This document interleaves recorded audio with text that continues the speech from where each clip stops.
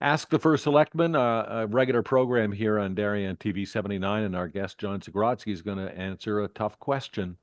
Uh, the Immigration and Customs Enforcement people, known as ICE, have been staging a crackdown on undocumented immigrants.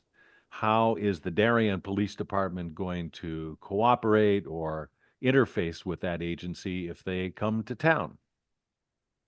That's a good question and a timely one. Obviously, with the new administration, they clearly have assumed a mandate to change the trajectory on undocumented immigration into the United States, and they are pursuing that aggressively. And so the question has come up many times: what happens in Connecticut with regard to interface with ICE and those efforts? So the first thing to know is that there was a law that was passed. It's called the Connecticut Trust Act. So that legislation was passed and put into force in 2013.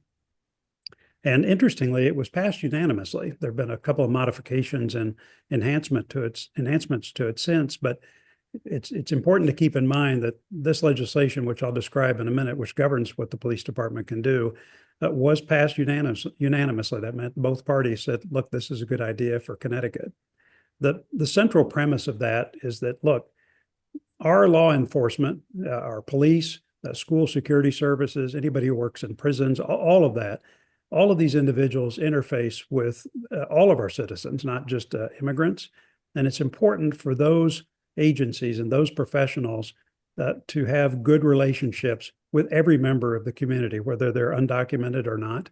And the view is that if our local law enforcement cooperates, and by that I don't mean this in a negative way, but supplies a lot of information, is deputized by ICE to assist in immigration enforcement. One of the things that will do is it will breed fear and mistrust in those communities, and really with citizens more broadly, that might impair that community from cooperating with those police departments when we really need it, say for crime fighting or for investigations. And so there was a general view shared by both parties that, and this is true in many states, that, look, the right thing to do is to isolate our police and other security forces from immigration efforts. It's not to say that we're not supportive or really want to work against immigration enforcement, which is a federal matter, but rather to say we're going to leave immigration enforcement to the feds and let them do that. And then we're going to focus on what we need at the state and local level and not have any part in that.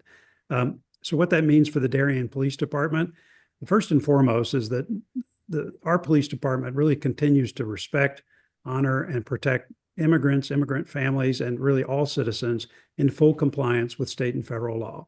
The state law, the Trust Act, says that you cannot be involved in immigration enforcement. You can't supply information about immigrants to federal enforcement officials, and you need to stay out of all that. There's lots of other provisions to that Trust Act, but I think that basically encapsulates those provisions. So as a result, the way our police department is going to work is continue to treat anyone in the area with respect that they encounter. To the extent that there is an immigrant who is a violent criminal, the Trust Act is very clear that local law enforcement should cooperate with federal authorities for that person to be removed. And so remember that pertains to violent criminals and not someone who has a parking ticket or something of that nature. And our police department's been clear. The federal laws are clear on that, and the Trust Act is clear on that.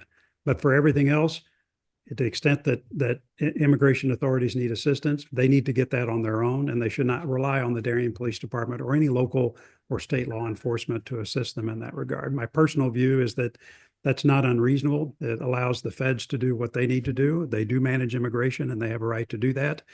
But it also insulates our local law enforcement for being involved in that, which would create other problems. I'd point out as an example, there was a case a while back in Danbury where local law enforcement did assist immigration, and they went after someone who in fact had a right to be here, and it resulted in some embarrassment and a fairly large fine that the city had to pay. And so just as a matter of hygiene on all these things, I think it is a good policy for us not to be entangled in immigration efforts. And I think the Connecticut Trust Act is the vehicle to do that. But to summarize, The Darien Police Department, and I spoke with the chief directly about this, they will continue to treat everyone with integrity and respect. They will follow both federal and state law with regard to immigration and make sure that that's handled right for our community and anyone they encounter. If you have a question for our first selectman, send it along to us and we'll ask it on the air.